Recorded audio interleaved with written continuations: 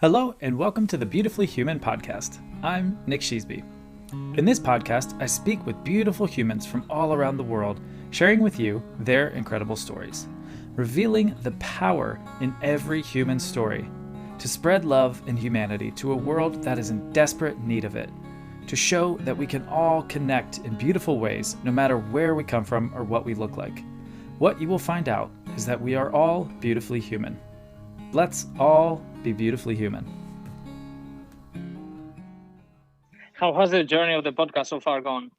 Yeah, man, it's been cool. I've been really enjoying it. It's just really enriching, like the whole premise of it is just speaking with people from all over the world and listening to their stories and communicating. So I've been having really beautiful conversations. That's fun. Yeah. That's fun. Thank you for reaching out and contacting us. That's really exciting. Yeah. Yeah, I just signed up for the Audrey site, and it was like, all right, I'm gonna start looking around, and I saw YouTube's podcast, and I was like, yes, I want to see what I can do, see if I could speak with you guys. So I'm super happy that you're on. I was listening to the one about unfuck your spirituality. I listened to that one last night. What did you think? I really loved it. I think it's super cool. I think just the whole mission that you guys are that you both are working on towards, I think is really important, because I grew up in a Christian home. So I have my own spiritual and religious traumas from childhood. Mm-hmm. So I know so many people have those kind of traumas, and I think it's beautiful what you both are doing. Yeah, thank you. Yeah, I think most of the world has some religious trauma. I think everybody has trauma, and religion is definitely a way that has been used. It's a form that has been used to perpetuate some trauma. Yeah. So yes, it's definitely something I think that most people can relate to in some way or other. Mm-hmm. So we're happy to be doing that. But yeah, thank you. Yeah. And like you said, everyone has trauma, but I feel like majority of people have had some brush with it in the form of religion. Mm-hmm. For sure. So, I mean, our country, right? Like it's supposed to be church and state. It's supposed to be separate. It isn't. And so we are, a Christian country. Like, there's no way we can get away from it. Yeah. So yes, even if people aren't raised religious, they're still. Right. I mean, they're inundated with it nonstop. And yes. And a lot of rights are talked about, like, this is not what, God or it doesn't deem it to be normal, especially with queerness, Sure. Like, there's a lot of that, which is just like in our society in general. There's a lot of that just comes from all these voices, and they connect it to the Bible and and God's teachings and Jesus. And so there's definitely a lot of ways. Everybody's had a brush with it. So yeah. But I'm sorry about your religious drama. No, I mean, it is what it is, Like, I was born into it, and it's funny. I was talking to my partner's parents about it last night, and we were sitting there, and we were talking politics, which also always lends itself right into religion in these days. Yeah. And it was to me, I just didn't understand it. I just didn't. Like, what I understood with it was like, okay, all religions were supposed to love and accept everybody, right? That's like where it starts off at. So to me, that makes sense. I can fully understand that. I can get behind that 100%. I don't need a religion to tell me that, but if people do, that's cool. But like, the fucked up part is where it's gone. Like, I grew up in Ohio. It's a very small town, Midwestern vibe, so it's very Trumpy, it's very close-minded, and we just didn't have much difference there. It was a very white community, and so like, I was seeing these people who were supposed to be these like beacons of religion, and everything I was seeing was just so shallow, and they were telling me not to like this person or not to like somebody, because a man loves a man, and that's wrong. Like, why is that wrong? And there was never any explanation. It was just like, the Bible says it, so it's wrong. And I just never, I couldn't get behind it. Yeah. Yeah. I saw yesterday a tweet by somebody. I don't really know who he was. I just know that he's some kind of like religious influencer kind of thing. He had like his Twitter verified and everything. And he was basically sharing, do not trust any religion that tells you that you can be whoever you are. Something like that. Basically saying, if somebody tells you that you can come as you are, and you can come wholly to the religious service or to your spiritual practice, you shouldn't trust that. And I felt like, wow, like there's somebody in a podium like sharing that, right? That you have to be like something that you're not in order to like connect with God. So it can be very dangerous. Well, his message was that religion should make you be something that you aren't. Is that what you're There saying? you go. Something Oh, like yeah. that. Yeah. You And it cannot could be come as used. you are. You cannot You come as cannot. you are. That's the thing. Be Oh, wow. be careful with whoever shares that you can come however you are to Because the that's not a religious. real religion. Wow. Yeah. Okay. Yeah. Wow. That's really like an overt way of just being like, oh, this is the shit that. Sorry, I don't know cursing, but this is the like, yeah, this is what we're like kind of trying to fight against, or this is what we're saying is the Yes. bad part of Right. religious groups. Like Yeah. this is exactly like very clearly just be like, oh, you can't. And Yeah. that's like, wow. Yeah, I mean, Yeah. so and yeah, so like my trauma was simply just like me having to like learn that these people that were above me were just not living to what I thought they were. So it was very traumatic as a kid, just like looking at these people and Yeah. being like, there's no depth to this. So I can't even imagine anyone in the LGBTQ community that's dealing with just fully being not accepted, because like Yeah. for me, I'm a white straight male, so it was fine. All across the board, I was good, except that I didn't join in and like fully go for it. That was like my only like, what are you doing?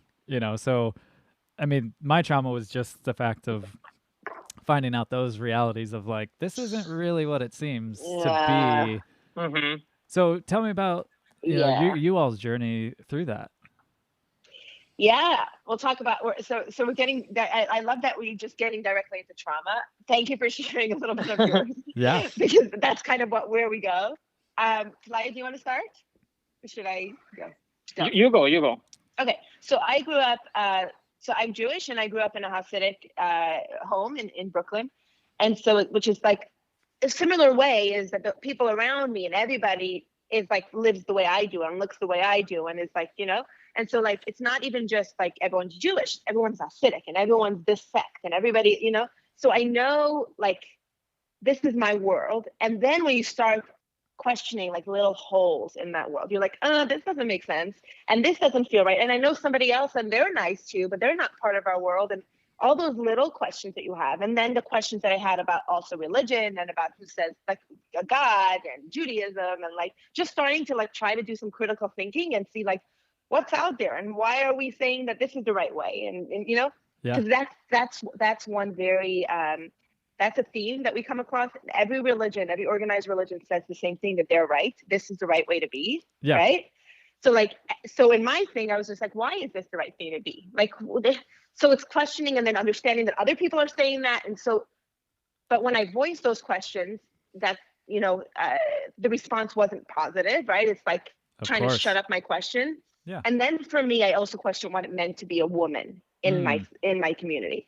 And it's a very gendered society, which in general, like as I'm in this society now and more of the secular society, it's not that different. In that community, it's very overt. Mm-hmm. But in the world, like we're still very much, right? Like it's still very much that way. And so I would question, what is that like? Like, what does it mean, right? And why do women do this and men do this? And why, like the roles of women and just the way that we understand women to be. And we're very much prepped for like marriage and children and family.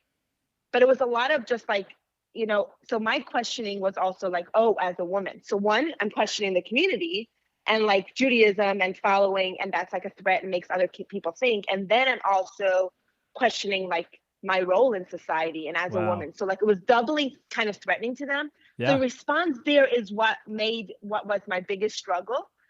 So the response that I got from them is what made me feel for the first time like, oh, I'm not accepted the way I am. This is my, and I believed in God at the time. And I was just like, why would God put this in my head, put these questions in my head if I can't ask them? It was very much like this, like a mind fuck and a lot of like self-doubt and like being like, I'm somehow wrong. Sure. And that came to a headway when I got to, so this is a story I share often, but I got to, I ended up going to seminary, a Hebrew seminary, which, because I wanted to study more, which was, I had to fight for that, because in my community, the girls didn't go to seminary because they didn't study. They studied a limited amount and then got married. And I wanted to study more. So I went to England and I went for 2 years to Hebrew seminary.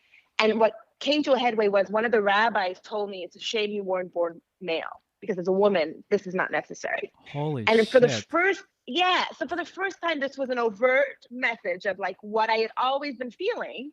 Wow. But that message of like, oh, and I'm not struggling with my like gender identity. It's, my struggle was, and actually kind of continues to be, an exploration of what does it mean? What is all this gender constructs that we put on people of how we were supposed to perform gender, right? And all of that, and like, just gender is a social construct, all of that stuff. But that was my struggle continuously, more than my sexuality. Sexuality didn't come until much later. Okay. But it was mostly of like trying to fit into a box and being like, I don't fit here.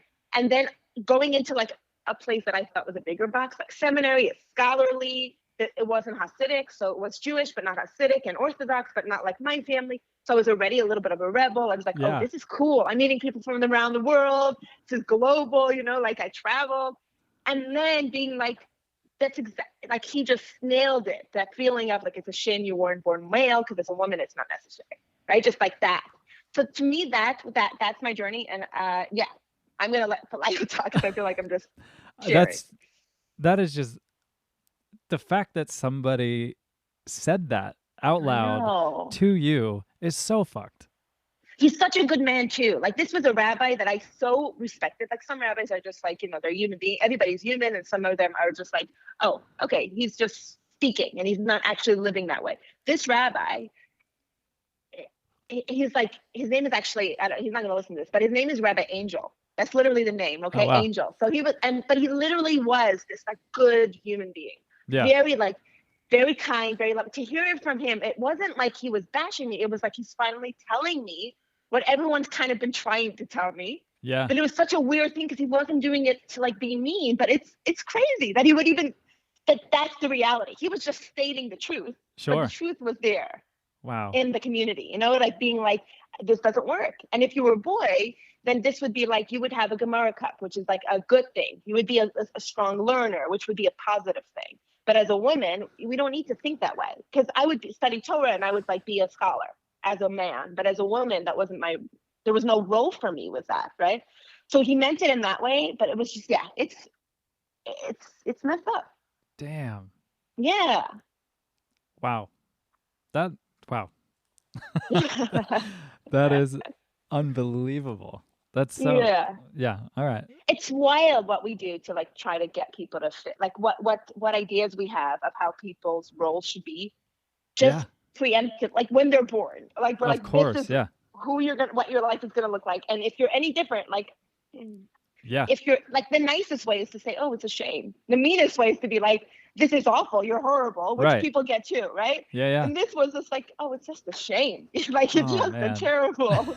Like, it is just a pity. God made a mistake, just a fucking pity. Yeah. Oh my God. And like Melissa was saying, that's something that we have found, like, not only, like, we kind of like compared traditions in one of our episodes with the Forbidden Apple, and we discussed different ideas of what a family is in a Catholic home or in a Hasidic home, and a lot of the things were very kind of like common factors. They're very like similar in a lot of ways. Yeah. They're very patriarchal, and it's like what they say about like the fish. And when the fish is surrounded by water, they cannot see the water that they're in. And I mean, it's a good reminder that we all have like different like beliefs that are like so well constructed because of our parents, because of society, because of religion, and it's kind of like can be so difficult to destroy that and to build it from scratch. Yeah. Like we have had a lot of guests that have done that, including ourselves now through the podcast. We're really like reimagining what everything looks like. And similarly to me, my experience was also that kind of like questions that are not being answered, things that I don't resonate with, words that seem like so like eccentric and so elevated that they leave you little space for you to resonate with it. It's basically like they take it so out of like the human experience that it's very difficult for me to be like, okay, this ritual where we go to church every Sunday and repeat these words in this certain way.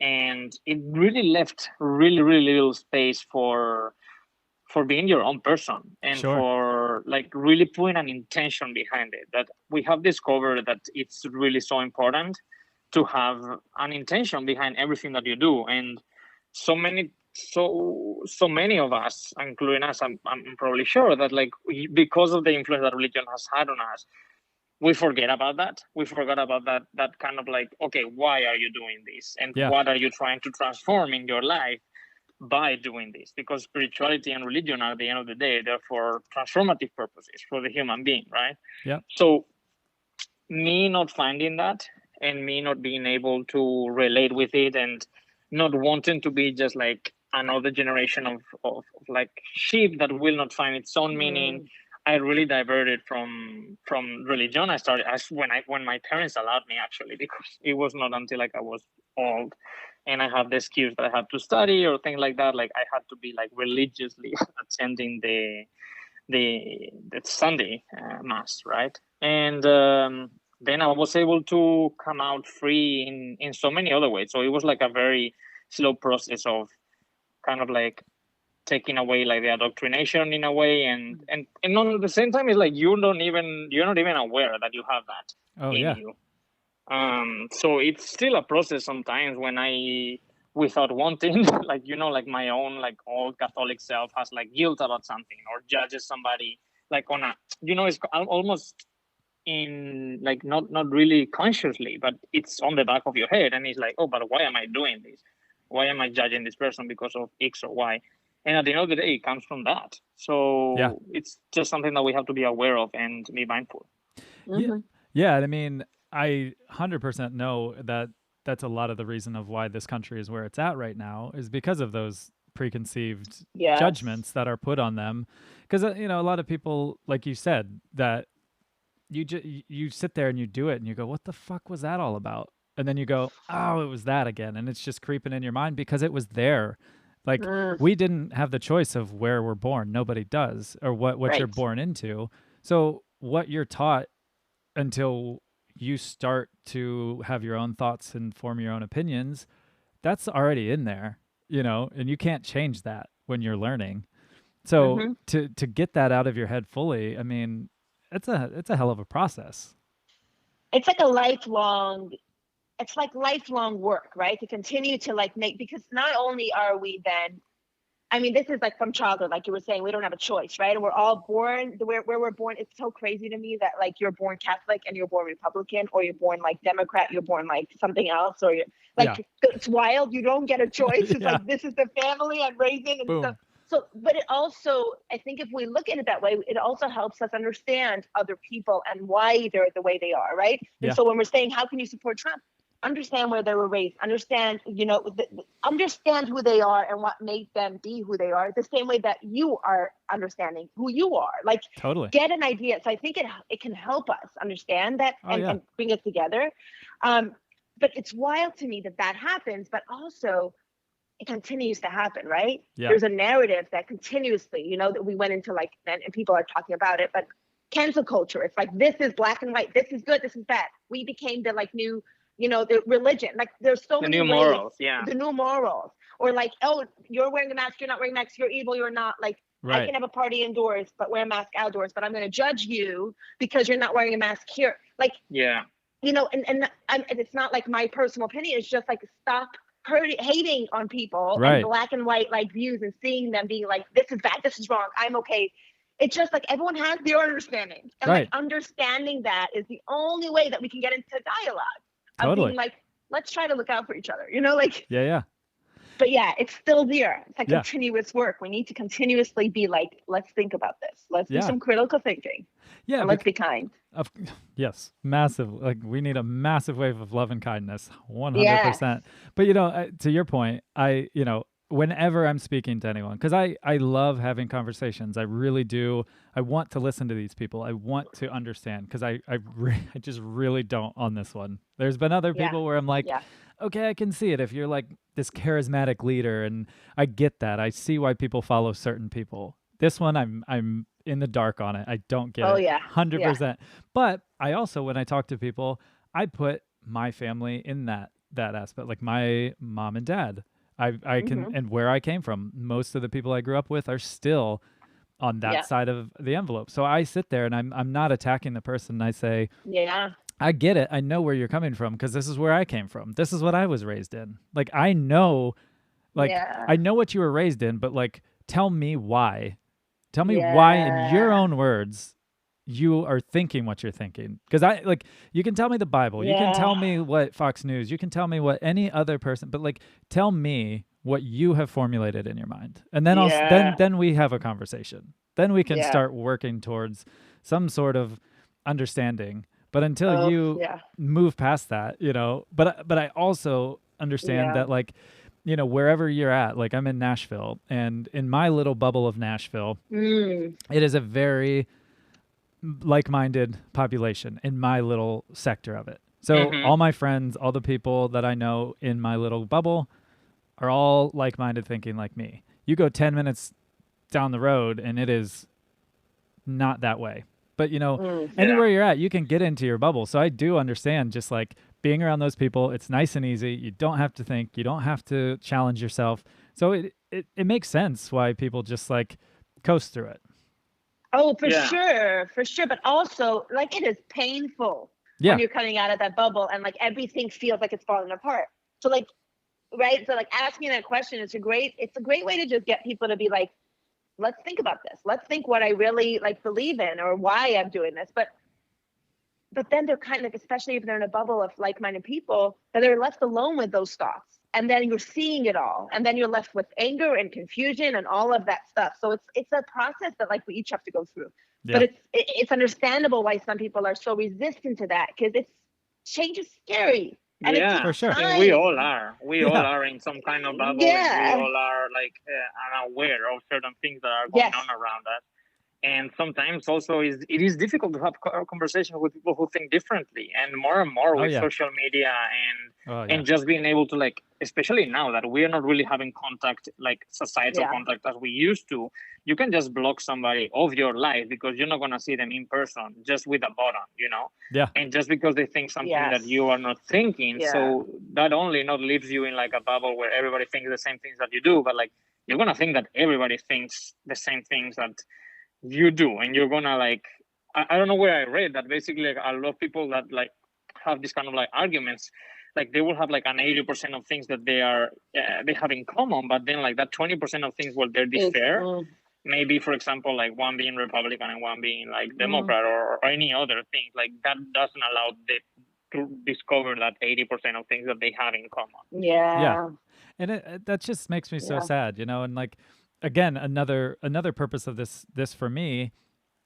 I've been very fortunate to travel a lot. Not necessarily this year, obviously, but just in my life, I've been able to travel a lot. And I love traveling, but what I love most is meeting people and experiencing those cultures, like, and I want people to see that, like, it doesn't matter where you come from. It doesn't matter what you grew up in. I mean, you could have grown up like, a complete atheist or Republican or an Orthodox Jew or Catholic, or it doesn't matter. We all have commonalities. And the fact that you're finding stuff to hate about somebody, that's a problem. Like, you should just love what you love. Like you said, there's 80% that's very similar, and then there's 20%, and people just focus on that. And it's like, I had a conversation with a friend of mine that I saw this summer, and he's on the Republican side of things. And he was like, I love to recycle, but I don't tell my Republican friends because that's a leftist issue. And I was like, Yeah. that is the farthest thing from anything political. Like literally, if this planet goes away, we're fucked. We're done. None of us exist. It doesn't matter if you're Republican or you're Democrat or whatever. Like if we keep fucking this world up, we're done. You know, and I was like, all these issues that become politicized, it's like human life has become politicized. Yes, yeah, and that's that's like, the scariest part to me. Is like, yeah, you're not Melissa. You are what, you know, like put what politics you are, what gender you are, what you know, what your sexual orientation is. That's where you are, and if you're that, then you're just like pushed away by some people, you know. And I think that's so fucked up. What's I think what's really, when it becomes political, it takes it from personal, right? You're just like, I don't know these people, so now I'm just going to be like, we're going to deal with the people like immigrants this way because I'm not an immigrant, or not now. I'll forget that my grandparents, parents, whatever generation, but I will just be like, I don't have to deal with that. So like, let them deal with that. Gay people that way, women that way, like black people this way. You're just going to like not deal with it until it hits you in the face. And like, it's something that it's like when I have conversations, I try to explain, like, it's, you know, with people that like about gay rights, like, or family members. It's more like, it's not political if it affects you personally, right? And with my family, it's also, you know, we knew it was like, you know, this is just the last of the Holocaust that was legal in there. That was like a government sanctioned torture and erasure, right, of people and criminality, but it was legal. It was what that was done in that country. And so like to that, so when you say it in that way, it's like Jews were targeted and some other people, but Jews as a whole were just like all the Jewish people.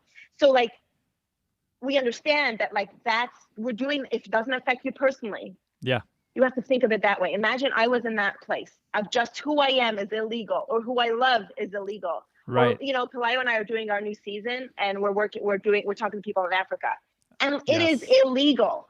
Who they love is illegal, and it just makes you like I knew it was bad, and we're still dealing with so much shit, even in America or just in the Western world. We're just dealing with like still rights and stuff. But when you talk to people in Africa, and they could be killed. And they can be put in prison, and they are bullied and viciously like gone after. Like people go after you and harm you, like if they're gay. And to understand, like how do we make a human being a political thing? How does it like killing people be like, oh, that's just an idea? Let's break it down. Let's break it down. Is this right or wrong? Well, this is a leftist idea. That's like, how do we get here? To be like, let's be so blasé about someone's life. Right. And quality of life. Like, yeah. I actually, I mean, earlier this year, I was in, like, I started off the year in the Arctic Circle, which was rad. And then I went down to Finland, and then my partner and I, we decided to go through the Baltic states because we'd never been there. So we went to Estonia, Latvia, Lithuania, and Poland. Nice. Yeah. What we didn't know that we were going to have was a very deep dive on the Holocaust and the ghettos. And well, you were in Poland. Well, yeah, we were in Poland, and then Latvia and Lithuania. Like everywhere we went, we saw all the ghettos, and it was like we actually went to Treblinka, and that was by far like the most just I can't even put words to it. Like none of my words could even like come close to what the feeling that I had of being there. Of like, oh, over 1 million humans were erased out of the world on this in this area. And I think, you know, like that is what truly scares me. And I'm glad you brought that up, because it's like that was legal, you know, and that's what happens when humans get politicized. Then they start becoming, it doesn't matter. They're on the other side. Let's just get rid of them. I mean, we do it now. I mean, there are kids in cages still. We don't talk about it so much, but this is what, like, we're continuously doing that. And Black lives, we're doing that, like killing, you know, cops, like some reason, like their lives matter less to our system somehow. Like how do we get here? And I think the Holocaust is, I mean, this, you know, Jews have been targeted for many times before the Holocaust. The Holocaust, I think, is a good, and not just Jews, like many different ethnicities have been targeted for being who they are. And literally, as a baby, you're born there, You have no choice of who you are, but someone's going to hate on you just for who you are, the color of your skin, your race, your religion, your ethnicity, identity, anything. And it just like, I lost my train of thought. I was going somewhere with that, and I lost my train of thought. That's And all right. the Holocaust is just a really clear way. It's a really just look at how barbaric and like a system of like, you would think, right? There's the Germans were upstanding, individual, civilized human beings, and look how that, like, I think it's just a way for us to like, it's like a slap in the face, right? And for all of us to be like, fuck, this can happen anywhere. Yeah. This can happen. We're like civilized human beings torturing and like killing other human beings legally. Yeah. Like, that's just scary about that. That's the part I think that just really. Yeah, and also it's so like near in the timeline, history, like you sometimes like think about these things and just like we think that it has been like so many millions of years ago, but it's really something very recent. Yeah. I was reading these adverts on the end of the 18th century on Spain about like selling slaves, like where like you were selling whatever. Yes. And it's really, really like shocking because you didn't grow up that way, but like just knowing that was not that long ago.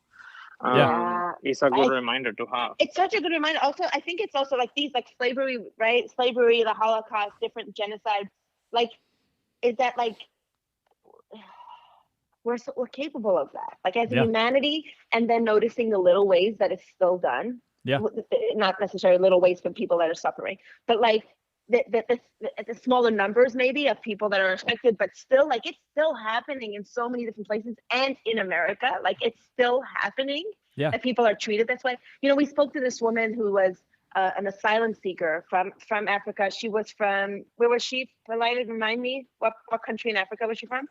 Mary? So as asylum, she's already a refugee in England, United Kingdom. Yeah.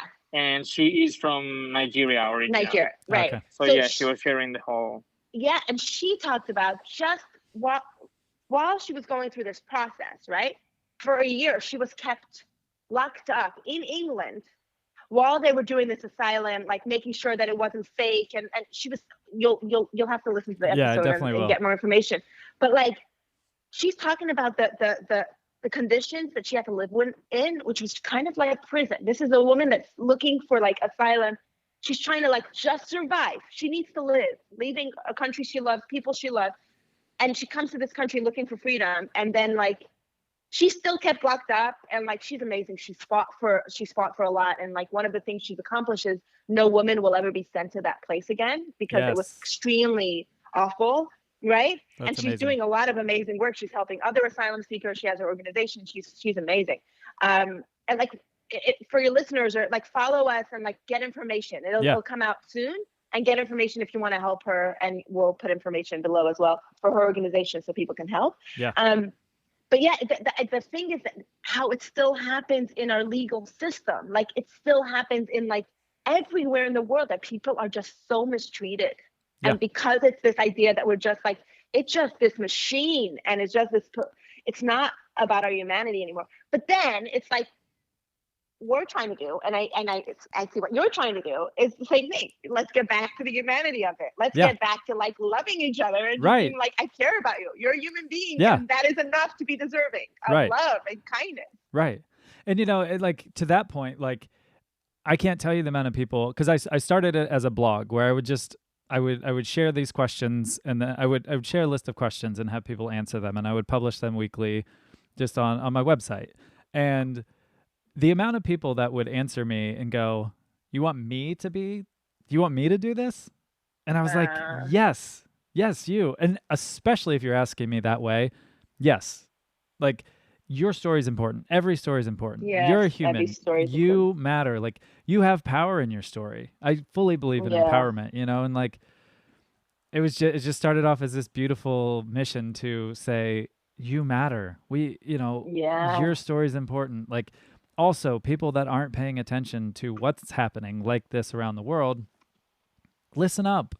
Get outside your bubble. Listen to someone who grew up differently than you, who has different views on life than you, because I guarantee there's going to be parts of it that you are very on the same page about. For sure.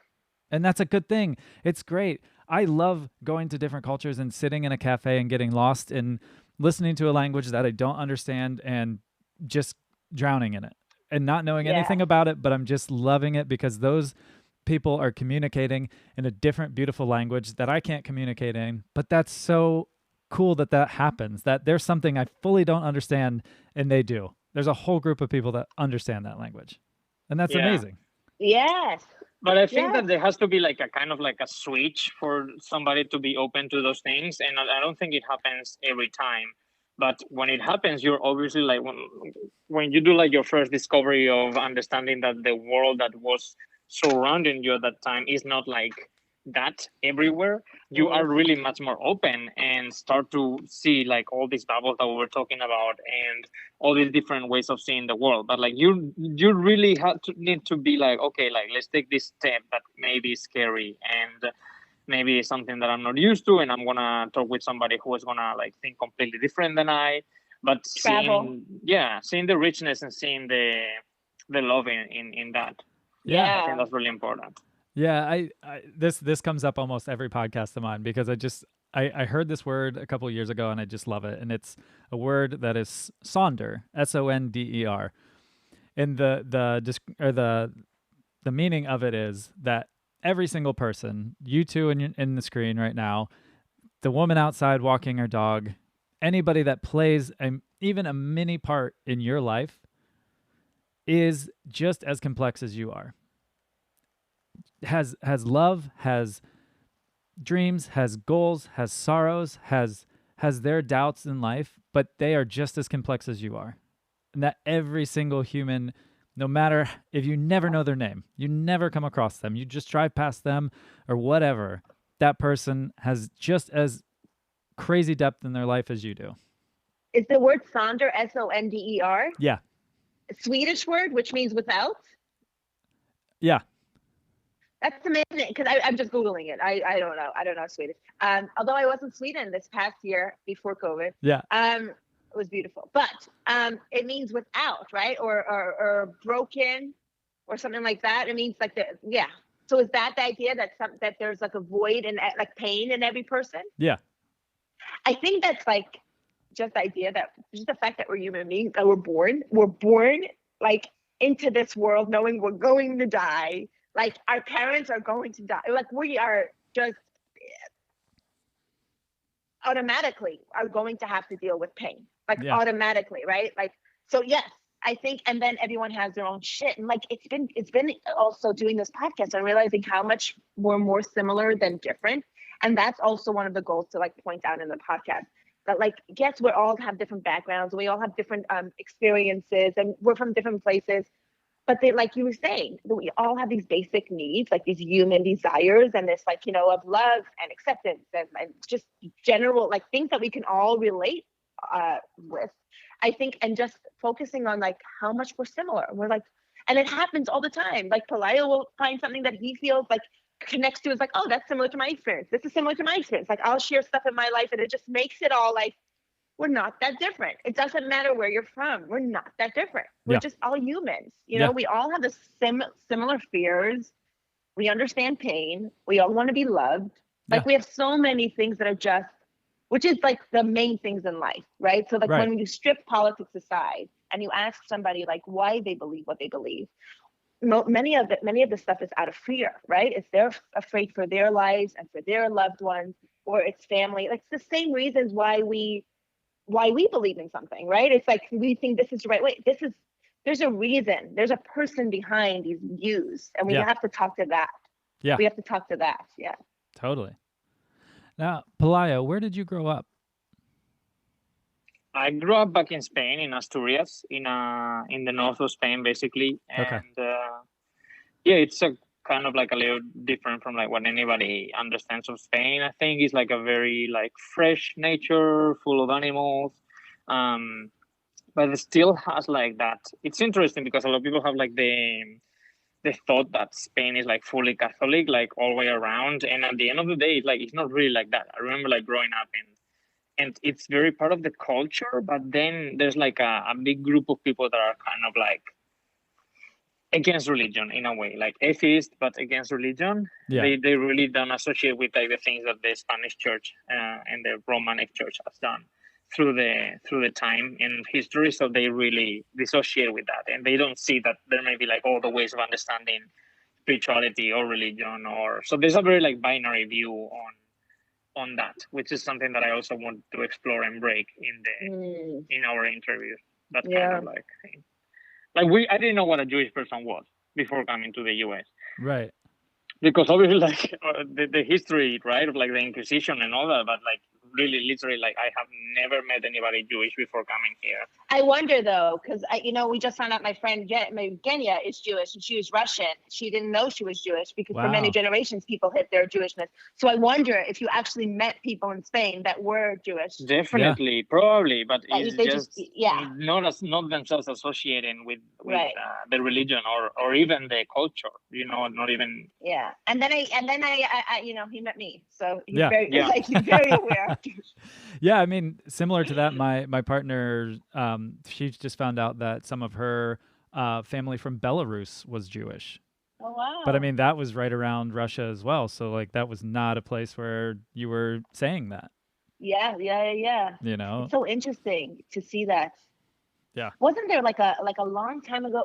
Not a long time, a few years ago. I remember reading this, like, I think this was maybe done, I don't remember, but it may have been done with Jews and Palestinians or Jews and like Muslim. I'm not sure. It was a group of people that like people would assume are not like don't know. Actually, it wasn't Jewish. It was something else. Some two groups of people that were like part of the countries. They were trying to like they were not getting along, and they did this DNA test and to see where they were from, and many of them had parts from both. And, wow. And what that does, and I don't remember if maybe somebody like listening I remember but it was so interesting to see is that they were not what they thought they were. They weren't all pure one thing, right? Or pure something else. It was understanding that we all have, and what does that do then? If I hated somebody, but now I'm like, they're like kind of part, like I'm also that. Yeah. I feel like, imagine that would be our whole world. Like everyone is like, how can you hate on other people? You're just like, oh, that's my family. That's like someone else. That's like, oh, I relate to them more. You know, it helps. I thought it was a really cool experiment of people, and they didn't know. So it looks like it wasn't staged. I don't know, but it looked like, and people are like, what do we do now? Yeah. May have been France. I can't, and my brain is just going Jews, like posting it. I don't know, but it was something. But I mean, that's so true because like anytime you find out any of your DNA and your history, like it's going to be from all over the place. There's not one person that's going to be like, I'm straight from Georgia. Yeah, right. That's Where it. they originally from? Yeah. I'm just from Georgia. Here I am. That's it, man. My whole family's Georgia. It's like, it's not going to happen, dude. Yeah. Like there's going to be influences. I mean, this country was founded by immigrants, you know, like, yes. And it didn't stop. Yeah. It's just, that one always blows my mind when people just are like, this is it. This is what I am. I'm American. It's like, no, there's something else in your blood. Yeah, exactly. And I think it helps us. It helps us to understand that we're more alike. I think anything that helps us understand we're more alike, I'm like, yes. Can I ask you a question? Yeah. So I'm wondering, so you were raised in Tennessee? No, I was raised in Ohio. Right. So you're raised in Ohio. So what made you travel? Like, what made you be like, I'm going to get out and see the world? So that's a good question, actually. I initially contribute my just my mind opening is when I found punk rock when I was a kid. Yeah. And it was just because they were so accepting of others, which I don't think if people don't listen to it, they wouldn't really know that. But like, you know, they're very anti-government, but like they're anti-bullying, all the, you know, all the negatives that we're seeing, that like they're very anti that. And so like I found it in like 5th and 6th grade, and it was the time when I was really starting to search for what the fuck is all of this. And then I found that music and I just related to it. And I was like, all right, there's something bigger than this. And I truly actually stumbled into traveling. I moved to Virginia, and I actually, funny enough, went to Liberty University, which is I didn't know the university. Jerry Falwell's university. It's a very Baptist university. Okay. Yeah. I'm I'm surprised it hasn't come up in any of your interviews yet. It hasn't. Well, so anyway, it's a very We'll look out for it now. yeah, it's a very Baptist university, and so my dad said he would pay for me to go there, and so I went there just to get away. It was 8 hours from Ohio, so I was like, I'm out of here. And then I stumbled, I got in a relationship, got out of a relationship, moved to Atlanta, and then stumbled into the music industry. And luckily, I started getting paid to travel, and then like I had always wanted to travel, I just didn't have the money to. So any little trips that I could take, I just loved. Like I got to go to Virginia, and that, like I don't know, I just fell in love with it when I started traveling while I was working. And then when I started to make money, I was like, okay, I'm going to go see the world. That's amazing. If you find ways that I can be paid to travel, please just send it my way.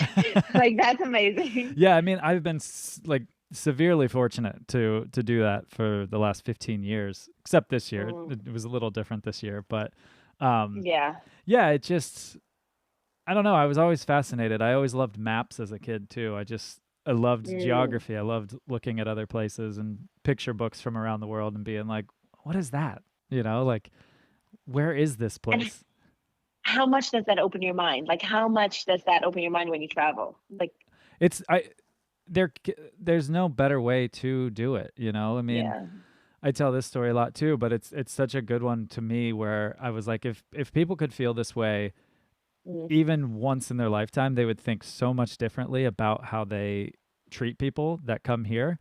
I was living in Denmark with a friend of mine, 2019, and I got back from a show, and I was going into this pizza shop to get some pizza, and it was like 10:30 at night. It was the only place open because it was a small village, and I walk in, and I look at the man, and I just said, cheese pizza. And he just looked at me, dead face, and was just like, didn't say anything.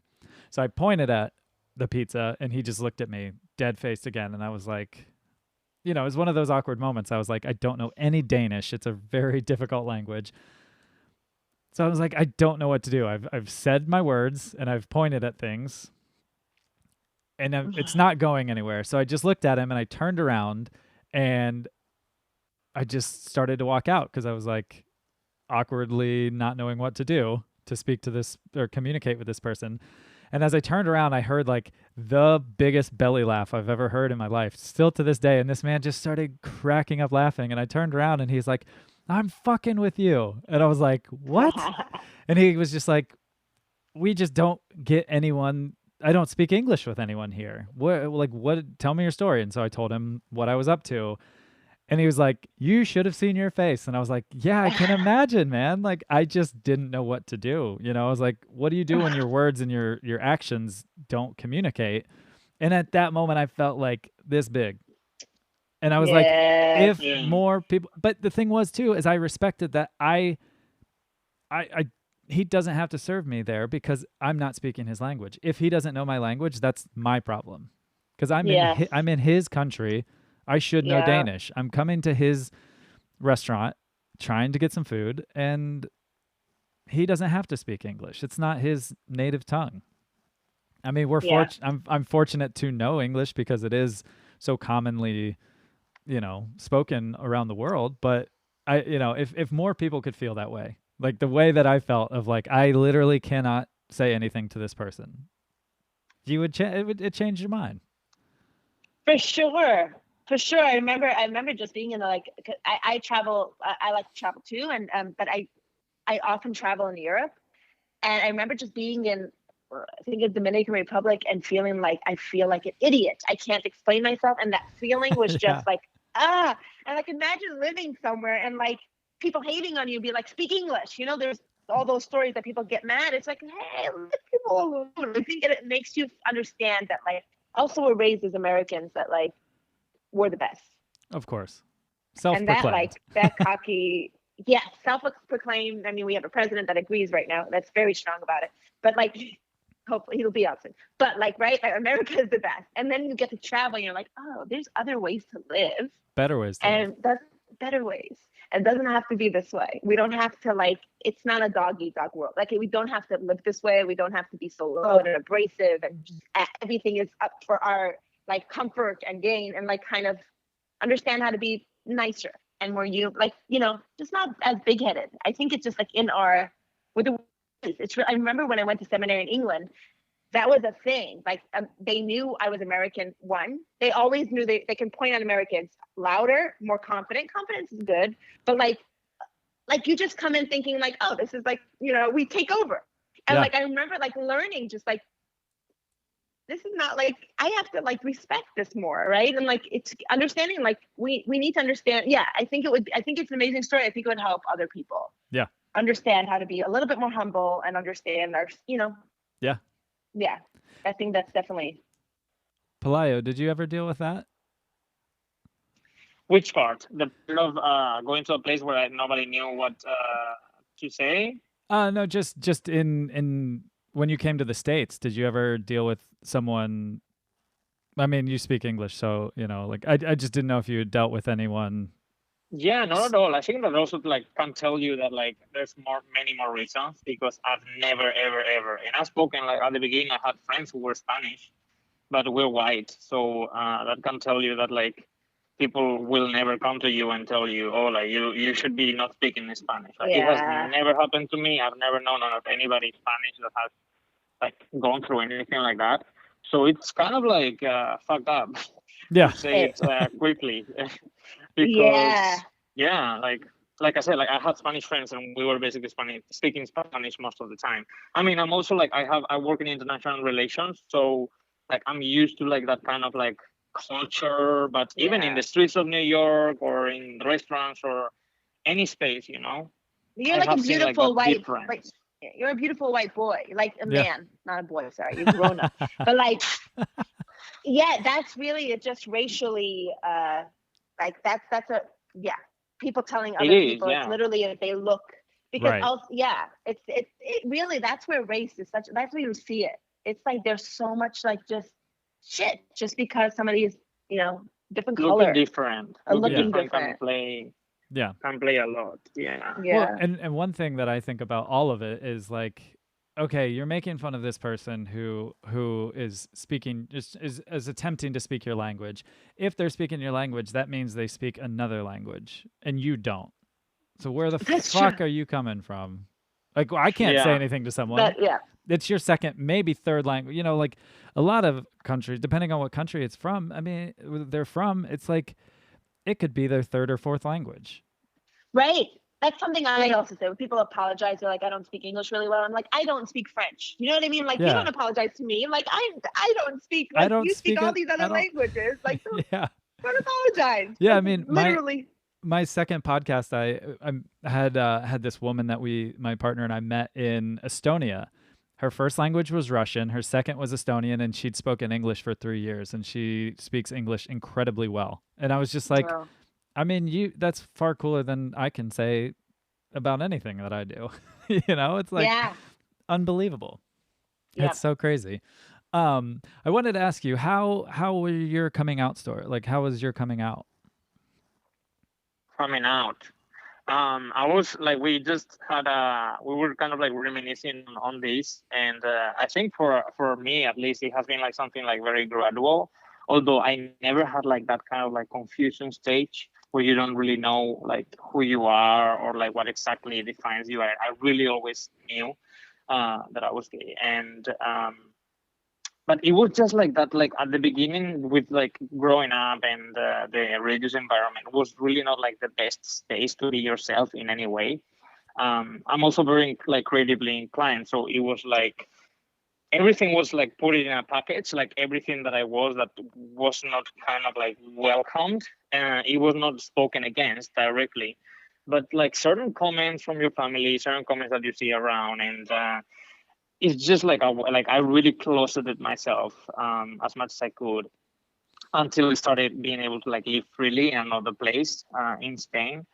And finally, after 5 years of living there in a very like fratty environment with a lot of like university people and college people who are still like maturing, I moved to New York, and finally there, which was actually when I met Melissa, was when I started to like feel more comfortable and explore like the dating scene and started being able to share it. And it was once I got to that like psychological level of like being able to be completely out, I came out to my parents like from the distance of, because it's tricky, you know, when you live in another country, you go back home for just like a couple of days on each time, and it's like, oh, I have to like come out to my parents in the Christmas dinner. It's kind of like not it can be ideal. annoying, you know. Yeah. So again, I said, okay, listen, like I'm not gonna like. She asked me something on the phone. I said, I know it may not be like the proper way to go about this, but like, what's the proper way? You know, like I should not have to be like. You should not have to, yes. Going through different protocol. There's not a protocol, so I just share it on the phone, and then she just like was a little bit surprised that I didn't trust, but I had my own reasons, and since then it has been pretty much okay, pretty good. Oh, good. Yeah, I can't imagine going home for 3 days and being like, "Hey, here's this." Yeah. Yeah.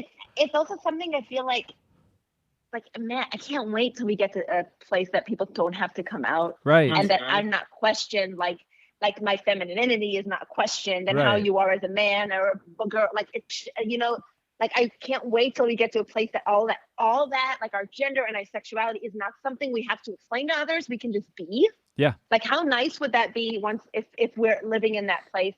So for me, it was more. For me, it's still kind of like with my family, it's difficult because the people I told my dad when I was dating, I was in a serious relationship a few years ago, and I told my dad, we were doing like, I was working on a book with my dad.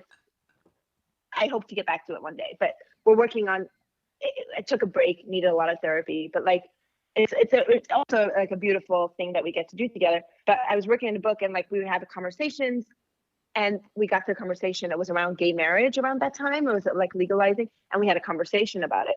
And I had to let him know that I wasn't straight, so that his view on that would be different. Yeah. It was a hard conversation to have, but he was very accepting in the way, I think that once I'm not religious, to them it's all the same. It's just like I'm not living that kind of life, so they don't really, to them it's not much different. So he was like, do I like it? No. Do I accept it? Yes. Like it's not like good. You know, he's like, I love you. Like he accepts it. So the best way possible, but like he literally said, like, you're not living the life I wanted for you. So to me, it's not any different. And I was like, would you meet her? And he's like, yeah, like I can meet your friend. I still have to make it clear that it's not a friend, it's still a partner, you know? Of course. Yeah, but he knows about my partner now, and like they don't talk about it like my partner. And my mom knows her and just thinks she's like my roommate and friend, and thinks she's wonderful, and sends home food for her and always asks about her.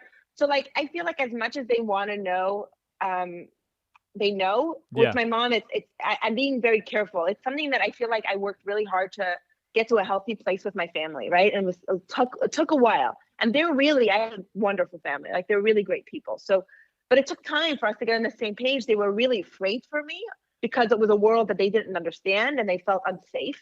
So they were worried about me. So the first few years, it was just like, we don't know what's happening. And like my sister would like, you know, she had nightmares that she would get calls from, thankfully, I'm not an addict. So I haven't really tried drugs. But my sister, the only thing she knew from the outside world was kind of like, she thought she's going to get a call from the cops that I, you know, overdosed on drugs. Because that does happen to some people when you don't have the tools to like get into the world. It happens to some people that leave the community. But I've never done that. But she would have that. And another sister of mine thought she would like disinfect the bathrooms when I would come, because after I would leave, because she thought somehow I would have HIV, and she thought that somehow she could get. Right, with anything that they thought, like they were just scared. They had no idea about my actual life and didn't ask about it, but they were just like, this is going to happen. Yeah. So once you get over that and they realize I'm stable, so it's like, how much do I introduce to them different concepts and different ways that people live and different ways that I live? So like at first I was really in their faith and talking about everything, and then they had all this fear. And then as we grew, they grew, I grew, as a human being, and just being like as family as well, and just being like, I'm more aware of who I share what with. And so with my mom, I slowly share my life. I talk to her about the podcast. She knows Pelayo is gay. She knows so much of the work that I do. So if she wants to know I'm gay, she does. Yeah. It feels like she doesn't. So for me, it's a little bit like telling a 5-year-old too much about like, how the world works. So I have to go slowly. So Sure. maybe one day, but like, slowly I came out to my brother-in-law this year because he asked. I came out to my sister end of last year, and the rest of my family. I have 2 sisters I'm very close with, so they have met my partners and they know about me. So it's like I have a large family. So it's very slowly, because at first also they get afraid of their children. It's a bad influence. Like I have to be really careful. Yeah. So I feel like it's a continuously coming out. There was also initially this resistance of what does it mean? Like first I shouldn't have to come out, and also what does it mean? I was so afraid of being put in another box. And so that's where our podcast kind of comes in, because I was so afraid of being like, now I'm a gay person and this is what my life is. Yeah. And I'm just the person, like who I sleep with or I'm attracted to. Right. And also like, for me, it's not as clear cut. It's not like, oh, I was married. I had an arranged marriage. It wasn't like, oh, I'm suffering because I'm with a man. That's not my personal story. Right. Yeah. So my sexuality is more fluid. And so for me to suddenly have to come out, I was like, what does that mean? Am I going to now be put in a box? What if eventually I want to date somebody else that, somebody that's male? Like, what is happening?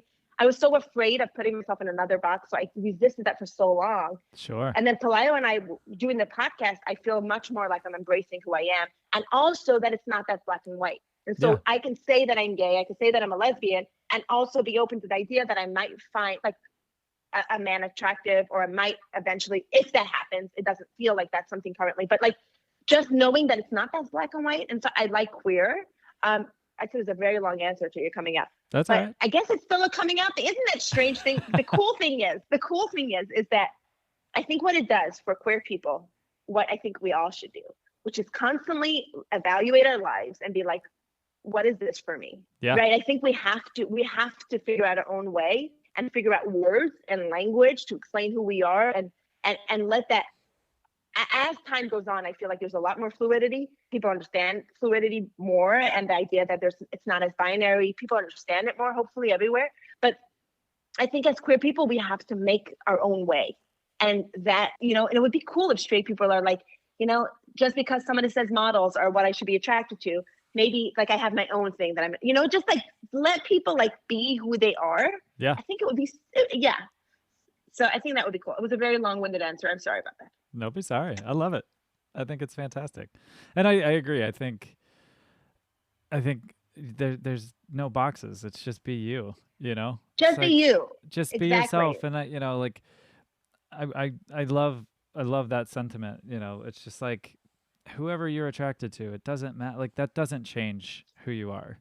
It doesn't make you this like crazy evil person. It's just who you like, it's really not it's not anything to be afraid of. It's not anything to be like, what is it? It's like it can be really scary when someone says that's bad, right? Well, of course, it can be really scary, but it can be really scary in so many ways. If your family is not accepting them because of race, if your family is not accepting because they don't make as much money, or if there's so many different ways, or religion, and this is queerness, there's so many ways that we get.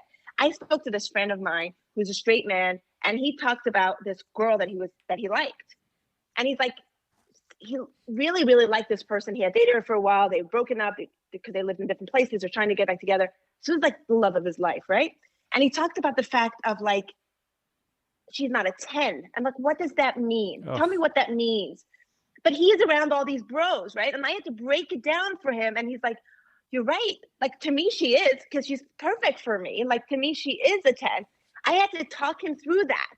And the sad thing is, like, there are people that that's how they see the world. And that, I think that's their, that's what I mean, that people need to think about who they love without other people's perception of that. Yeah. It was wild to me that he thought that. I haven't been in that world. Like, so it was I was like, what does that mean? Yeah. And we literally had to talk, and he thanked me for that. Like, it was eye-opening for him. eye-opening sure, for him yeah. that like a 10 can be like what it means for him to, like Right. and first of all, don't number people, but also Right. like Yeah. it was wild. Yeah. All right. So on that kind of on that note, this is for both of you. What gives you hope? What gives you hope? I really like what this woman Alexandra Ocasio-Cortez said about hope. That she said that it was a muscle that you have to develop, and I think that in general these big concepts we kind of like make them very like outside of ourselves. Like I said at the beginning of the interview, like we have it as something that is not inside of us, and we kind of like don't take responsibility for creating it. Like it could be hope, but it could also be love, or it could be like so many other concepts, right? That we just like inspiration. Also, we can leave it to like fall from the trees, or we can cultivate it ourselves. So for me, hope is, I really agree with that definition. Something that you work on, something that you have to constantly, like when they say like when you fall, like you have to like get up, and that's something that sometimes you have to do by yourself without anybody like helping you. And at the end of the day, if you don't want to see the hope, and if you don't want to see like the positive side of things, appreciate for what you have in life, and being reminded of all that, I think that nobody can teach you how to be hopeful, or maybe they can guide you, but I don't think teach you per se. So for me, that's hope. Yeah, that's I beautiful. hope I came out clear. Yes. Yeah, that's really nice. I like that a lot. Yeah. Yeah. Well, since you quote people, Pelayo, I feel like I have to do the same. Okay. So, because you're like so smart now. Okay. So, no, for me, I think, like looking for the helpers, like, like what is it? Mr. Rogers would say that, to look for the helpers, right? Yeah. And so I think that's really like, there's so much shit in the world sometimes, and also like sometimes doing the work that we do, we speak to people and you're just like, fuck, this world is messed up. There's so much pain, and there's so much. And, but you can also choose to kind of see it and like look at the people doing the work. Look at the people that are putting their lives at risk in some cases and doing the work and helping other people. Look at the people that are like, sacrificing so much and doing all this. So I think, so looking for the helpers, looking at the good people in society, because there are. Yes. I think in every case there is. So you can look at that. And I think also doing that also helps you find the good in yourself. I think, right? Yeah. I think when it can inspire you to be like, oh, let me try to help, or let me look at the positivity in my life. So I think that's really hopeful. And also, I think having these kind of conversations, right? Like the same friend of mine, and this is a friend that grew up like I did, and was newly out, right? Mm-hmm. So it's a friend, so it's somebody that's in a little different like level of life, like just kind of uncovering life and the world in a different way. And he had started to like see, because of me, had seen like, queer people be different, like kind of understand and have like a lesbian in his life, and understand queer people and gay people, and be like, oh, these are human beings just like me, And so he told me that he had a friend of him was, they were driving in the car, and this friend, there was like a gay couple kissing, and the friend was like, ew. And he said, it's such a shame that that's how you see these people can be wonderful, and you're like missing out on life. You're just like judging people. And he played an episode of our podcast to this guy. Right? Yes. And then this guy afterwards was like, oh, they're right. Like, she's right. They should have rights like everybody else. I'm like, it just made him just be like, oh, these are normal people. They look like me and you, and they're normal. Yeah. And they, they deserve just rights, and like, so that gives me a lot of hope, when sometimes it's just like, just putting it in someone's face, being like, these are, even me having conversations with my nieces, I had conversations about like trans people, and just showing them photos, or just like of people. They're like, oh, she's trans? Like, yeah.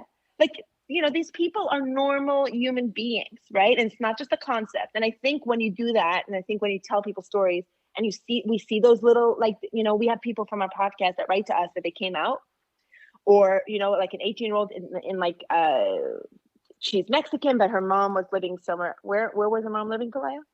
I forgot. I don't remember exactly. somewhere else, and she came out to her mom. She was like young and she was struggling with it, and she reached out to us.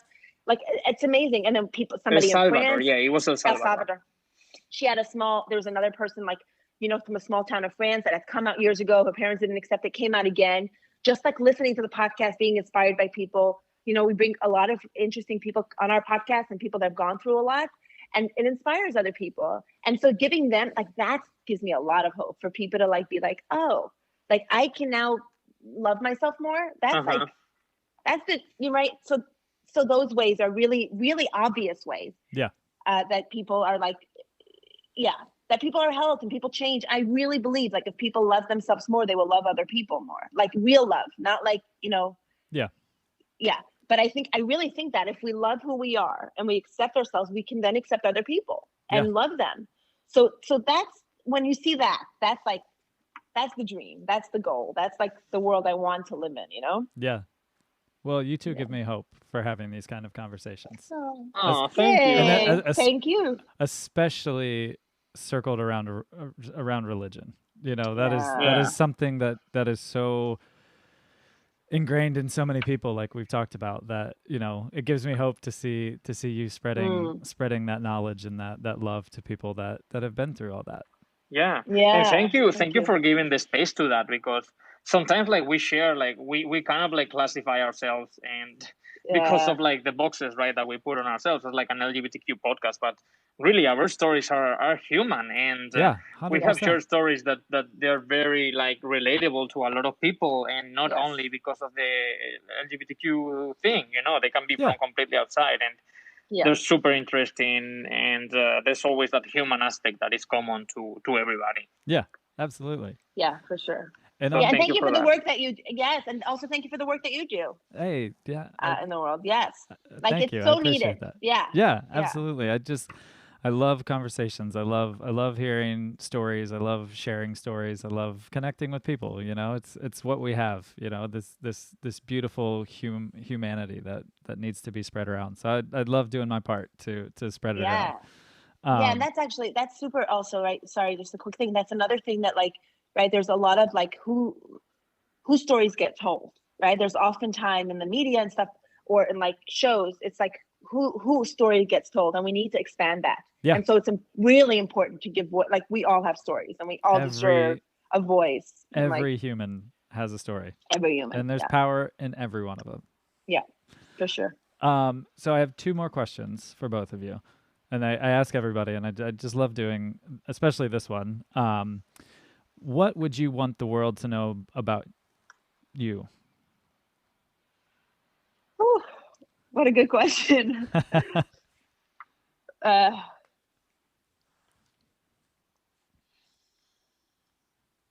Okay, I have an answer. All right.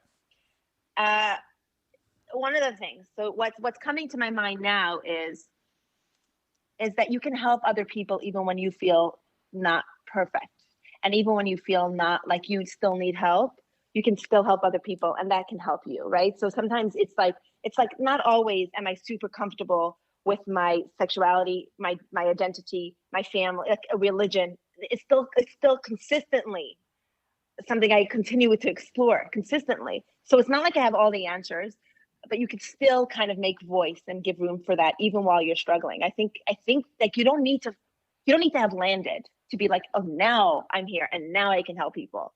Yeah. So I think that I don't have all the answers, but I'm here and I'm trying, and I hope for other people to like kind of do the same. Yeah. I love that. Yeah, and for me, I think that I wouldn't like anything in particular to like come across. But if it's something from like the things that we do, I would really like to that they shouldn't be thinking on binaries or like how things could be or could not, and that we can keep exploring more the grays and keep trying. Sometimes it's an exercise that's difficult even for us who are like working on these like building bridges between society, and bridges that are from like two islands that are completely separate. But even when you're in that work, like sometimes you fall into that, with your partner, with your parents, with your friends. It's just easy to go like, oh, this is how it should be, this is who the blame is for, and this is how this person is. Just take it as like more fluid than all of that, and whatever you take from me, good or bad, Just let it be moldable and changeable through time, and give me some space for learning and getting better as a person. Yeah. So beautiful. That's so beautiful. This has been so fun. I've been looking forward to this. I was so excited Thank you. we got together This is today. really fun. So any last, like, what you would say to the world, or promotion for yourselves and your podcast, any of that, like parting wisdom? Yes. So for our podcast, we're the Forbidden Apple podcast, and we are I'm going to start it again. We are on all streaming platforms, so you can find us everywhere. And there's also a Facebook page we have, which is, what is it, Pelayo, the Facebook page? The Facebook page is LGBTQ Spirituality, the Forbidden Apple. And you can also go to our website, and we have a spiritual, what we were referring to at the beginning of the Unfuck Your Spirituality. We have a PDF that comes with like very clear guidelines on for people who want to reclaim their spirituality and see what worked for them and what doesn't, from a very open view interfaith. So you can download that in our website. And for me, I want to share that I have a YouTube channel that is called Pelayo AF, and I discuss things related with spirituality and self-development, but with a fun twist. And for 2021, I'll be focusing more on comedy and making like satirical things that to do the same thing, for like trying to like upgrade society and get better and have fun with during the process. Yeah, and check it out. Like I I know Pelayo really well. I see him a lot. We talk a lot, and I'm still not sick of him, right? And so like when you watch if you watch it, you won't regret it. I think it's really, really funny, and I think you'll love it. It's really fun. You learn a lot, and it's funny. I've always liked pitching him. I'm really proud. She's my biggest supporter. I really appreciate it. I'm a really big fan. I am. So I'm already a big check fan. him out there. I'm already a big fan. Yeah. Yeah. It's really funny because I think it's important, right? In our podcast, we focus a lot on like, coming together and like focusing on our similarities rather than our differences, and kind of come through like strength. Like there's a lot of people inspiring stories, but I think Pelayo's podcast focuses in a shorter it's shorter episodes or shorter videos in this like very clear way of how you can kind of just be like connect to our higher self, but in a way that's like easy to take in and fun, and like everybody would like, I feel like you watch that and you're just like, yes, I want to do that. Yes. Like you watch it and you're just like, yes, and you get to laugh and it's fun. So I'm promoting that. But yes, also you can also write us on Instagram, and we respond. So like the Forbidden Apple on Instagram, I'm Melissa Weisz on Instagram, and you can find me. I'm also an actor, and I'm hopefully now with COVID, things are hard to like pitch, but just follow and things will come up soon. And Pelayo's Instagram as well. Pelayo, yeah, same thing. Awesome. Yeah. Well, I mean, I feel like we could sit on here and talk for days. So I truly appreciate your time and hanging out with me. Yeah, thank you. Thank you for inviting us. Of course. And let's stay in touch and be friends from here on. Like we're already connected, so looking forward to listen to this and to just to make the world a better place. Yeah. Yes, absolutely. And at some point, we'll be able to hang out in real life. Yeah. Yes. That would be amazing. I come through New York quite often, so. Oh, that's fun. That would be so much fun. Yeah. So much fun. Definitely will. Well, have a beautiful rest of your evening tonight, and thank you again for everything. Yeah, thank you. See you. Thank you so much. Bye. Have a great day, Nick. Bye-bye.